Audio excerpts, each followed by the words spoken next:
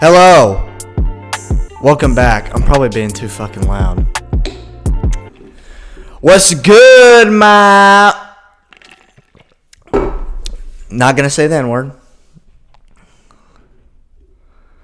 Wasn't gonna say the N-word. But yeah, I know it's been a while. Fuck me. Again, I know. I keep breaking promises. How fucked am I? I've been saying I was going to do it alone consistently. I broke that promise. I've been saying I was going to do it on video. I broke that promise. I've been saying I was going to do it with some other guests. I broke that promise. But guess what? The time has come. The kingdom is near. You've got it. You've got it now. We're back. We're going to post this one on YouTube. I'm going to turn the gain down just a wee bit. Give me 2 seconds. Hopefully that's good. It's hard to do all this tech shit by myself because I'm retarded. So I need somebody like Hunter, who I miss dearly. Come back to me, sweet Hunter. Come back to me. To be here to, baby me through it. But I don't have that right now. So I'm flying by the seat of my pants, as they say. Lone wolfing it. Again, it's probably going to be the norm from here on out. Ava was here. You just missed her. But she went back home. She's dating a Native American right now. And now she's like smoking DMT and talking about how the deers have spirits. And it's interesting. But, yeah, just missed her. We were having so much fun that we didn't have time to record, unfortunately. So I'll just talk a little bit about what all we did. So she came home. We had some fun. We went to a place called Tequila Mamas. And we had an amazing server named Anna, a Latina woman. And she was lovely. She gave us a free shot. She gave us a gin and soda. She's very helpful. We got a picture with her. It was great. Her shot, she took it with us, which I hope that doesn't get her in trouble. I love you, Anna. Don't be mad at me if I get you in trouble. If anything, I'm giving you business. And so Ava took that, and she ended up getting a wee bit too drunk. Couldn't get up the stairs is one indicator. Barging in my room with bunny ears on is another indicator. Not being able to speak is certainly another indicator. But it was fun. I had a good time. I wish we could have recorded, but we didn't. Now I have to do it by myself, and that's fine. I know. I'm a bad boy. I'm trying to be better. But yeah, a little bit about me. I started a job. I'm a corporate shill, I guess, which we all knew was coming one day or another. But it's fun. But I was working a little too much, and I saw that. I was working like 10 hours, and it was like, no good. It's not that. So I'm getting back into the groove of things. Gonna do this more. I'm going to a couple open mics. Hopefully gonna get back into comedy again because it's been a while. Sorry, again, I've been busy. And yeah, just fucking around, hanging out. For a second, I forgot I was 23 and I thought I was 50. I started acting like I lived in the immediate suburbs of Atlanta, like Sandy Springs, and I had 4 kids and a $5 million house, which I'm close to that, but not quite. But yeah, it's been going well. Getting yoked and shit. I did a hypertrophy period, which this is good. This is a good segue because I'll be honest, I didn't know what I was going to talk about. I've now found the first thing I'll talk about, and I'll have to do it again probably 3 more times. Flying by the seat of my pants. But so I did an 8-week hypertrophic training period. Because before that, I was doing sheer intensity, 1 rep, 3 rep, maybe 5. And I wasn't seeing the same results as I was when I started it, because I'd been doing it for a long time. So now I did that. I put on 12 pounds, took some progress pics, some gains pics, because you have to. You have to. You shouldn't be big and then just not show it. Well, what's the point? It's like having a Ferrari and just leaving it in the garage. You can't do that. You've got to show it. If you don't like it, that's fine. You've got to at least drive it every once in a while. So I did, but that ended now. I'm back on the calisthenics wave, and I am actually doing better than when I was, only doing calisthenics.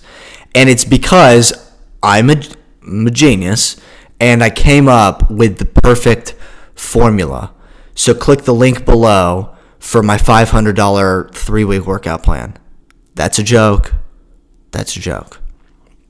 But I can do a full planche now, and I'm not going to explain what these are. Just look them up. You'll be okay. Full planche, handstand, front lever, muscle up, pistol squat, but I've always been able to do that. And then I think that's probably like it for any real cool ones. The other ones are for pussies.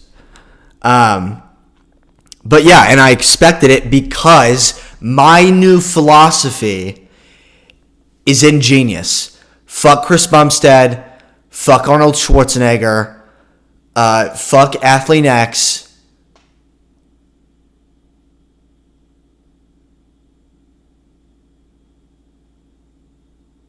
Fuck, I can't think of anybody else. But like if, any like mom that does training too, like to get like moms fit and shit, like, fuck her too. This shit is right here, and it's the key, okay? It revolves around the physics formula for power or force, really. Okay, I already kind of fucked up, but stick with me a little bit. So, physics, the bullshit class you took in high school, you'll learn 2 important things. Number 1, that the farthest way to launch a projectile is 45 degrees. I've used that many times now in balloon fights, in throwing basketballs, apples, women, whatever. The farthest way to throw it is 45 degrees because it's the perfect, if you think about it, anything above that is too high, so it slips off too much. Anything below that, the momentum will slow it down. It'll just crash too fast. So you got to go perfectly 45, and that's maximum distance.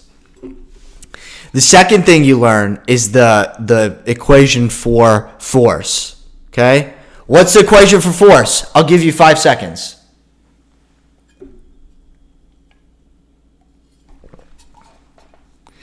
The equation for force is F equals ma. If you don't already know that, just remember, you get F'd in the A, except it's M. So it's not N, but it's M. So it's close, but you can think, F'd in the A. Okay. Force equals mass times acceleration. That's it. Now let me explain. If you shit your pants, change them, pause it, put them back on, get ready. I'm about to make you shit again. So force equals mass times acceleration. Now, how do you apply that to fitness? Well, the goal of functional fitness is to generate force over a long period of time and maximize that force. I'll get to the long period of time part in just a second. But force equals mass times acceleration. So mass, how do you get that in fitness? Well, that's hypertrophy. That's what bodybuilders focus on. Gaining a lot of muscle, toning it up, putting on a lot of mass. The way to do that is to train in a hypertrophic range, because you have 3 types of muscle fibers, okay? And I'm probably gonna get like 2 of them a little confused, but I'll get the overarching theme correct. So you have type 1, which is endurance muscle fibers. I'll get to those in a second. You have type 2A. Type 2A, I believe, is quick twitch muscle fibers. That's acceleration. Type 2B is slow twitch muscle fibers. That's going to be what's responsible for mass, okay? I might have the 2A and 2B confused. Sue me. I'm helping you. I'm kidding. So the way to target the type 2A muscle fibers to gain mass is to think of it as a metric of volume and intensity. Okay, so all volume is just the sets multiplied by the reps. So if you're doing 5 sets of 5, you have a volume of 25. That's literally all it is. If you're doing 1 set of 1, so like a max, the volume's 1. Okay? Intensity is how much effort is exerted per unit. Okay?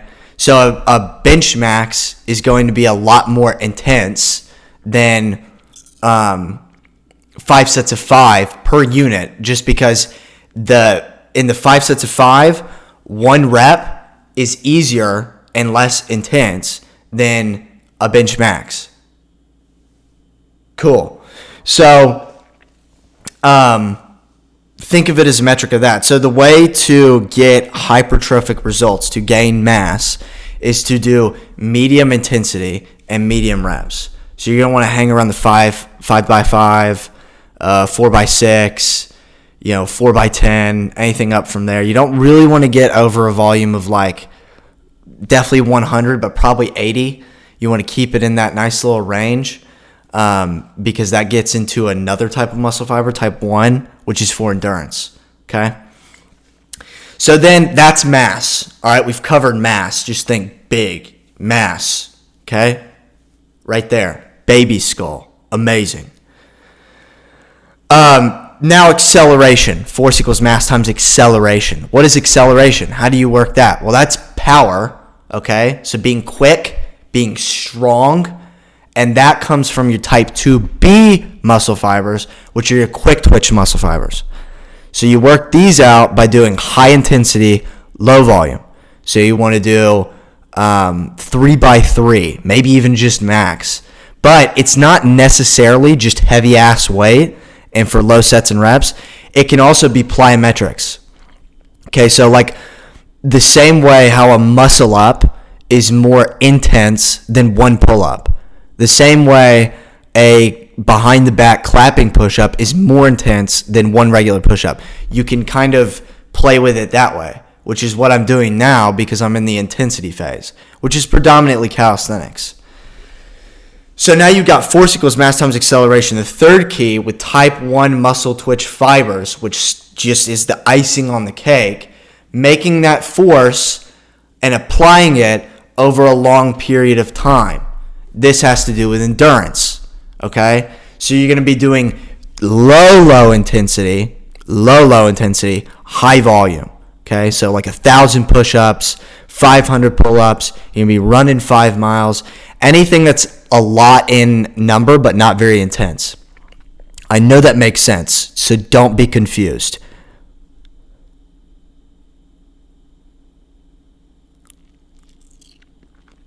Okay. So you put all those 3 together, what do you get? You get force, efficiency per output, because you're big now, you've maximized your muscle twitch fiber, and you've made it all strong, and now you can do it over a long period of time because you've also worked on endurance. So what you do now, you have 3 facets right there. What you can do now, which I've kind of been doing, or I tried to do, but is break the year up. You have 12 months, divided by 3, it's 4 months each. I kind of didn't really like that. I think 4 months is a long time to be training in, one narrow, tunnel visioned way. So I'd probably do 1.5 month increments. 8 weeks is perfect. And just vary them and rotate them throughout the year. So you'll be doing 2 of each phase. So you'd be dividing it by 6, right? Yes, you'd be dividing it by 6. I knew it. And then back to like the efficiency part. This is interesting. You actually only have access, most people do at least, to about 20% of your muscle fibers. Okay, this has to do with the neurological link to your muscles and motor skills. And so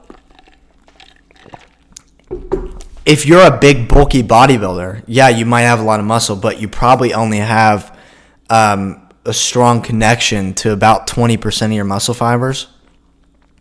Whereas people that do calisthenics, they don't have a lot of mass, but they have a lot more access to their muscle twitch fibers. So like Bruce Lee, who's like a goat, he was incredibly strong, but not very big.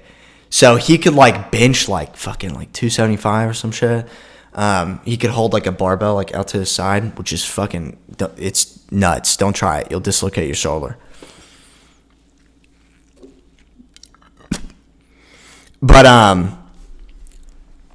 yeah, so get big, but then learn how to access more of that muscle twitch fiber. So it takes mind-muscle connection. You can do things like overcoming isometrics, which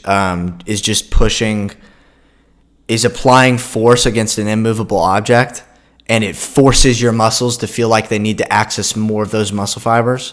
So if you're like doing a bench, set the pins like right here and then just press against it. And your mind will be like, oh, fuck, I can't push this up. My, tits are going to have to dig in and grab more muscle fibers. And they'll be like, okay, go do it. And then the tits will be like, all right, say less. And then you won't move it, but your muscles will think they will. So, yeah. Good tips. That's the fitness game I'm on right now. I'm just now starting calisthenics period again. And pay attention because I'm about to start getting more online with the fitness stuff. I'm in contact with somebody. We're finna do like a duo, fitness page, and then I'll have my own, and I'll write workout plans and all that shit. And, your boy will get you where you need to go for a cheap amount of money because I'm a good guy. I do it for the people. If you want to learn how to do a handstand, if you want to learn how to be Batman, if you want to learn how to be, John Wick, right here, I'm your boy. And you get it for cheap. Because I'm not trying to get money. That's not true. I do want some money. But the main goal is to better you. Because I want you to be better. That's some fat piece of shit. Okay. So let's talk about the world. Right, the world's going crazy. It's an interesting time to be alive in America. A lot of shit's going whack. I've gotten into Bitcoin lately, which is weird, I know. Especially because I'm wearing these sunglasses, so I really shouldn't be talking about crypto because that's a negative stereotype, right? Because I wear fitted t-shirts and I, have alternative politics, so I shouldn't be talking about Bitcoin, but I am. Right? Because everybody who fits this demographic usually talks about Bitcoin and mansplains cryptocurrency to females. But I am. Okay? I am all in on the coin of Bit. The Bit's the shit, man. Buy it now. Because a lot of people treat it as a stock, which is not how they should be looking at it. It's not a pump and dump thing. It's got to be a long-term reserve currency outlet. Okay? So traditionally, everybody's held savings in U.S. dollars. Maybe by bonds, maybe, You buy gold, which gold's good too. I like gold, but Bitcoin's the best because it is completely safe from inflation, because the US dollar isn't. It's being inflated all the fucking time because the people who control the supply of it are incentivized to print more, and then they can loan it out for their profit. Guess who can't? I pointed a little early, but guess who can't? You can't. So you're getting fucked, and they're benefiting. That's never happened before, right?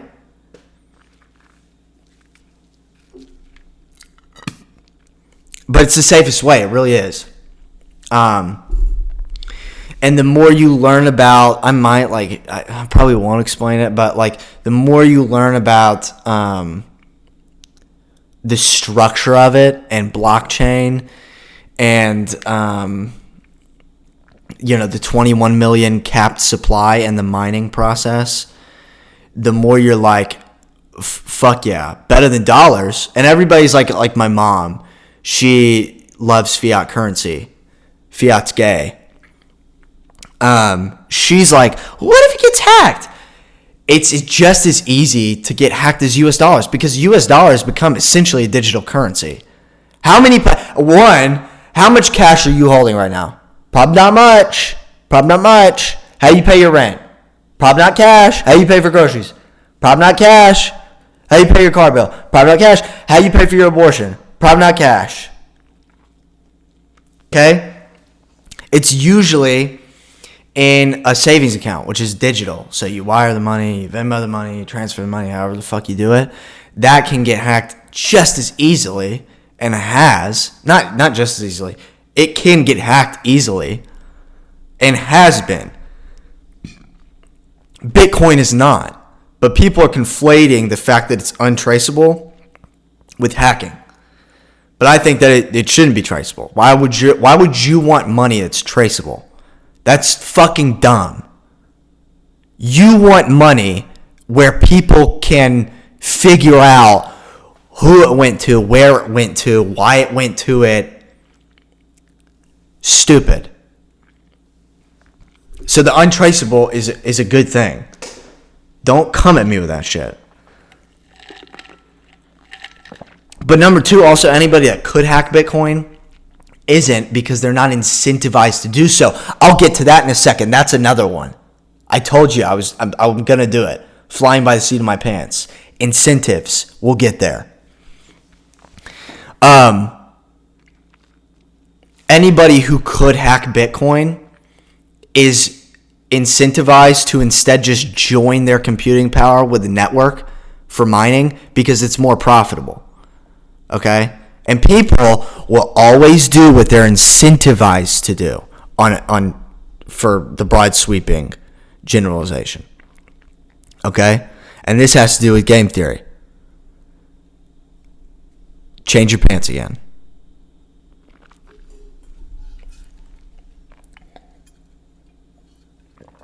So what is game theory? I'll look up a definition real quick. Just give me 2 seconds, please. God forgive me, I didn't. I told you I was, coming up with this by the seat of my pants. Game theory is the study of mathematical models of strategic interactions among rational agents. It has been applicable in all fields of social science as well as in logic, system science, and computer science. Concepts of game theory are used extensively in economics as well. The traditional methods of game theory address two-person zero-sum games, in which the participants' gains or losses are exactly balanced by the losses and gains of other participants. Okay, so essentially what it is just the study of how two individuals compete. Those individuals can be companies, they can be groups, collectives, whatever. Okay, but how two sides compete. A game, all right? The most revealing thing about game theory, to moi, yours truly, is that people will always do what they're incentivized to do. Okay, so there's a great hypothetical.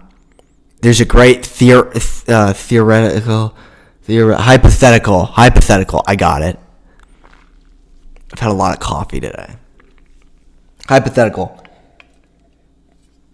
and it's called the prisoner's dilemma, right? So you have two guys. They get caught robbing a bank, okay? They get arrested, called in to the interrogation room, and they're separated. Okay, so they have two options, all right? And picture a table. And just look it up, honestly. But I'll explain it to you because I know you're lazy because you're from America.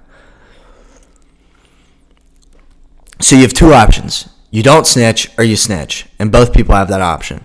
If both people don't snitch, they get off scot-free. They're free to go. But if one person snitches and the other doesn't, well, the person that snitches gets off scot-free. The other one gets a heavier prison sentence. Okay? If both of them snitch on each other, they both get a lighter prison sentence. All right?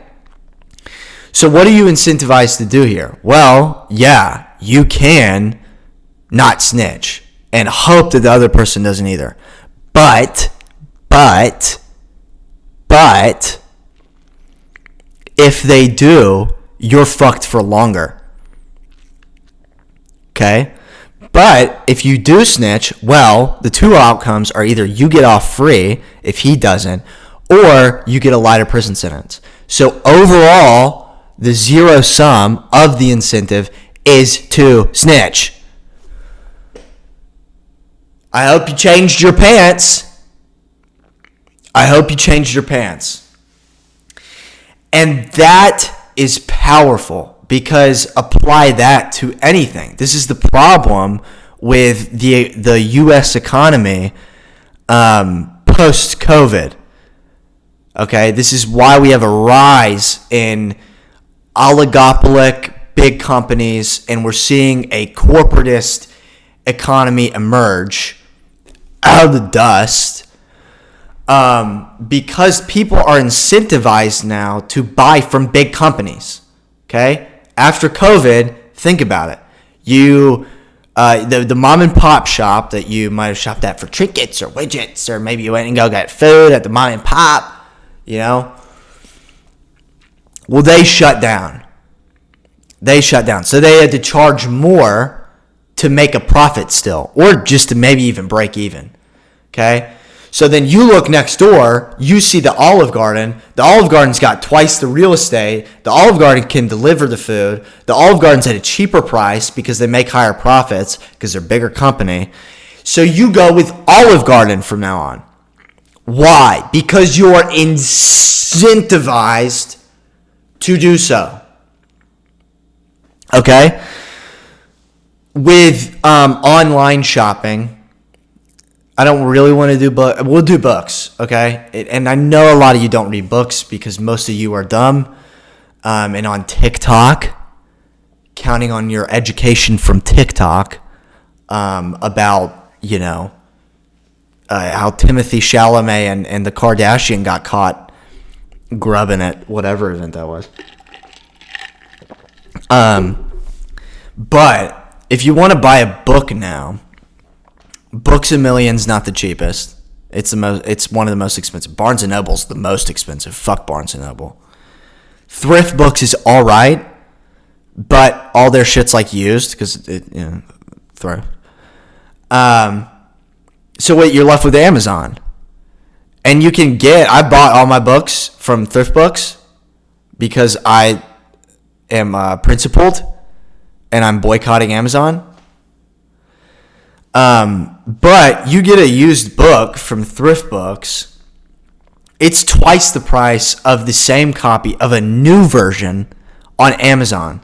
Okay? Because Amazon can afford to not have a bigger profit. They can afford to not have a bigger markup. Thrift Books can't because they're not getting as much traction. And they can't promise, 2-day delivery, 1-day delivery, 3-day delivery. Okay? So people are jumping ship from Thrift Books to Amazon because it's cheaper. And they're incentivized to do so. Right?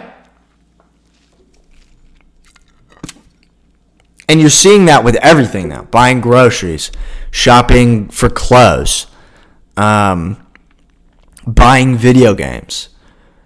Because the bigger companies can afford to make less of a profit from markup than the smaller companies can. Okay? So, yeah. Incentives. What do you incentivize to do? And probably don't do it, right? Because if you're incentivized to do it, that means somebody has power. And if somebody has power, they're abusing that power. Because power corrupts. And absolute power absolutely corrupts. That's not the exact quote, but it's close.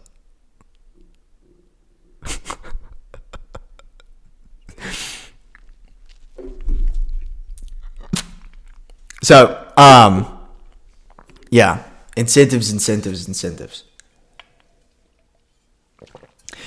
Let's talk about this. Incentives with life and development. You're incentivized to not grow as a person because it's easier not to. Because you have to, wake up early, work out. You have to read. You have to meditate. You have to go to work hard. You have to, fucking talk to people, all this shit. And that's hard. So you're incentivized just to, get kind of lazy, get complacent. All right? And then therefore you'll be stuck with some shitty job being, just a wage monkey, flipping burgers, making minimum wage. All that shit. Whereas the incentive to, excel is not high anymore because it's too much work. And to get successful in business and become a so-called elite, you have to work twice as hard as you did, 20 years ago. So you just say, fuck it. I'm not incentivized to do so. I'm not going to do it. Not consciously, obviously. There are tons of, usually the road, the quote, the road less, or the path less traveled is the more fruitful or some shit like that. And, you're less incentivized to do it. So you're probably not going to do it. Most people won't do it. But the path everybody's walking on, the Matrix, as Andrew Tate would call it, God bless him. Kind of, not really. No, God bless him for sure. But I'm saying for me, like I don't know, like he's sometimes okay.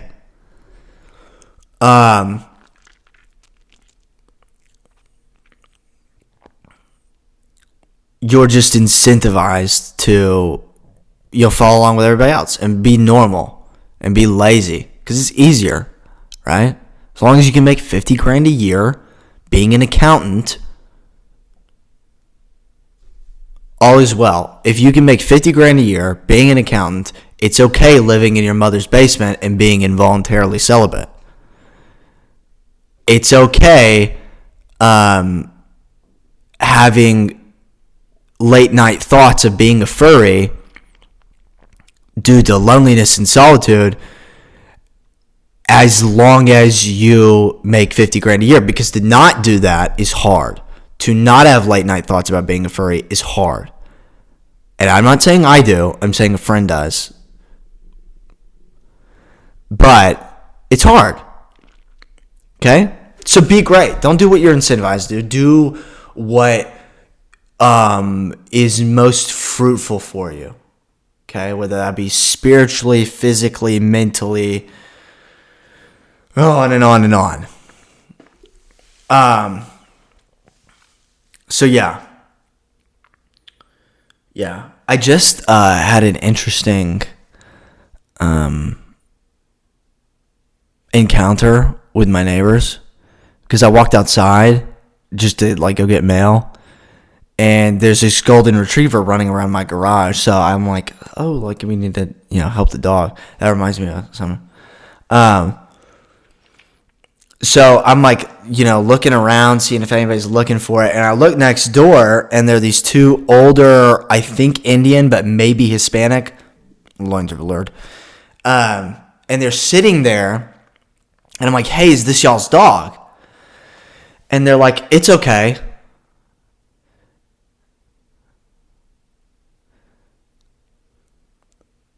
And so I said, not what I asked, but like, do you know whose dog it is? Like, did you see anybody looking for it? Like, it's not my dog. And they said, it's okay.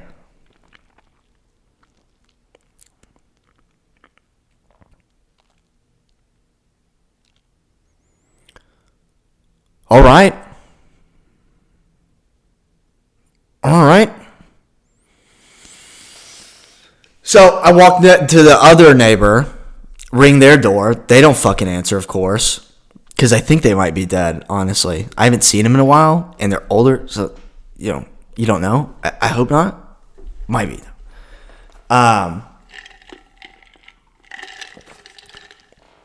And nobody answers. So I'm just like, okay, I hope this dog finds a home. I don't have time to be, and it doesn't have a collar. I don't have a leash. I don't know where the hell this thing came from. So, I just kind of say, all right, fuck it. So I just go back to the other ladies, and I just ask them one more time. And I get a little closer this time. And I say, hey, I don't know where the dog came from. Do you know whose it is?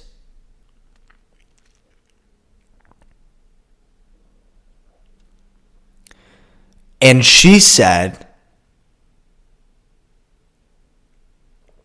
it's okay.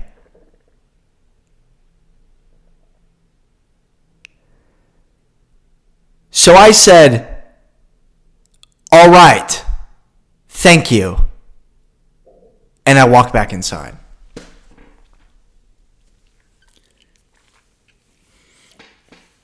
Because at that point, clearly, I'm receiving no help from the people around me that I need. And I know they saw it because they're sitting out there like smoking a cigarette. And I get that. That's totally cool. But when someone asks you, and if you're Hispanic, I took 3 years of Spanish. I know, a basic, ¿Cómo te llamas? Me llamo Carson.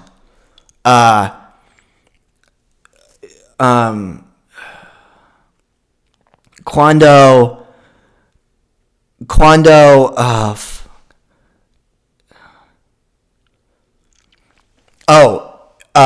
tú sabes cuando pero está. I would have said that. And then they would have said, sí, over there. And that line wouldn't be mine, so I wouldn't have to know that. But they would say that, and then I would remember it then.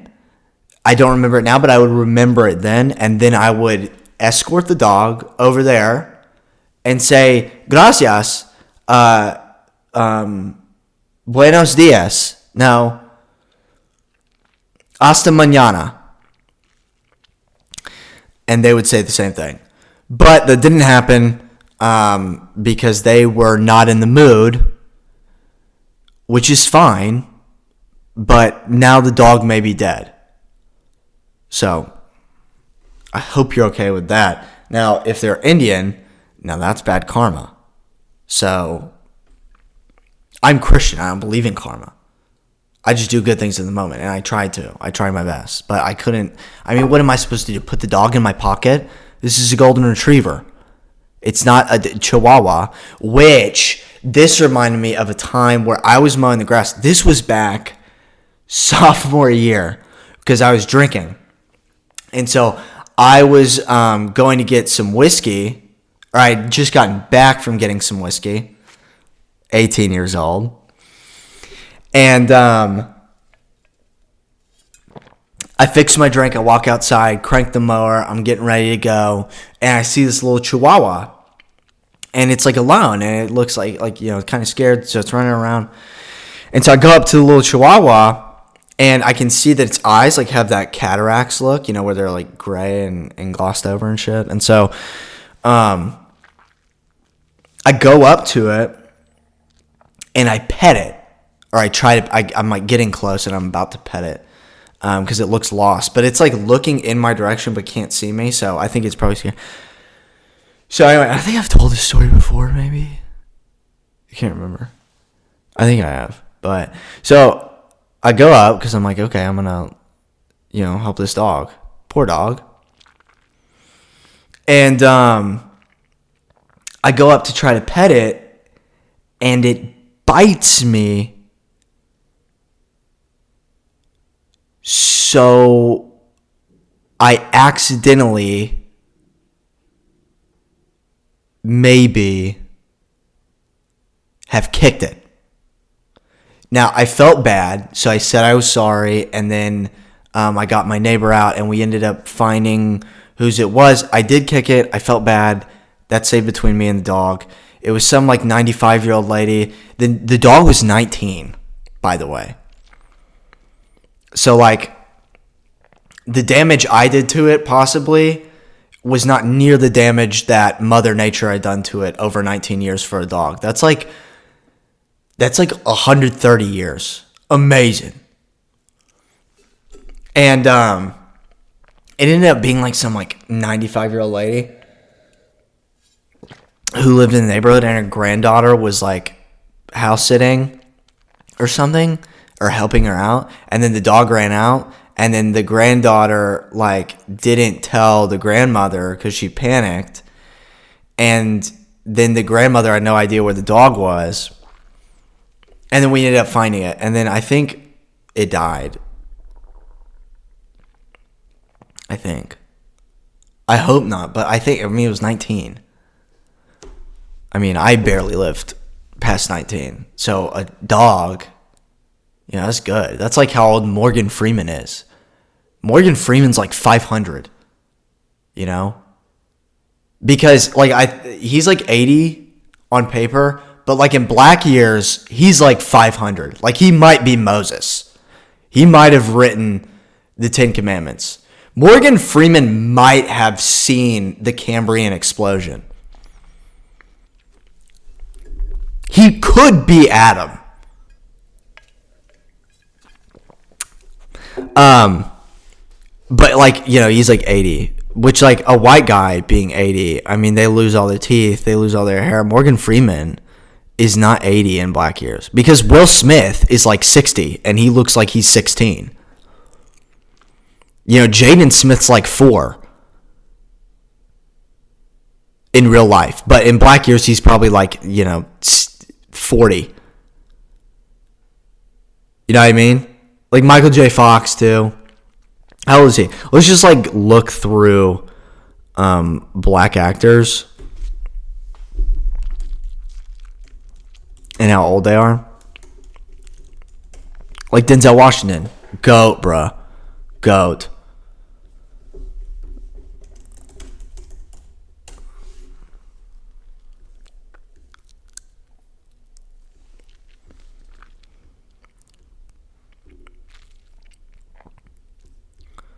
Okay, I'm gonna look up. Fuck this shit. I'm gonna look up Michael B. Jordan.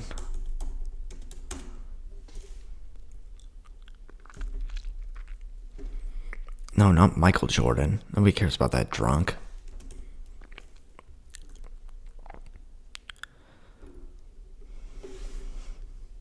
All right, so he is 25.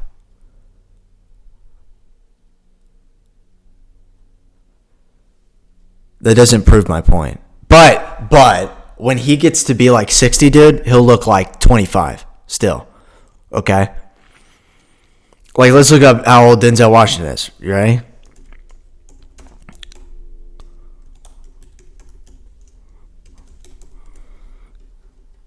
He's 6. Not going to say the N-word. Don't say the N-word. Because that's bad. He's 68. 68. Man looks 20. Man looks 20. So, who's okay, let's look up John Travolta, who looks horrible. How old is he? 17?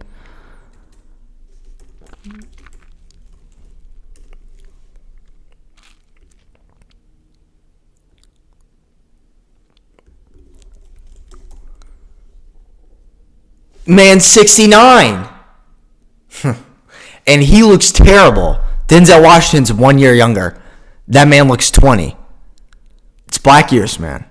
It's black years. They're like the opposite of dog years. Because dogs, they'll be like 7, but they'll actually be like, like 80. And then like black people will be like 80, or they'll actually be like 500, and then they'll be like 80, like Morgan Freeman. How old is he, by the way? I'll cry when he dies.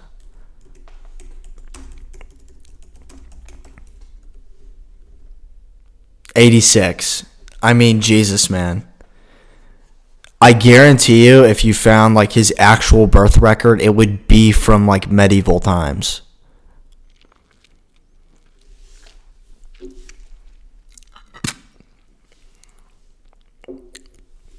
Amazing.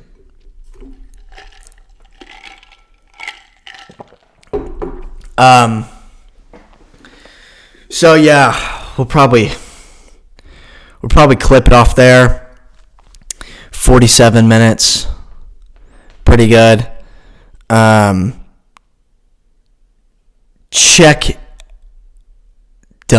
do that. Don't check out the TikTok because I don't post on there anymore. I'll try to soon, but probably not.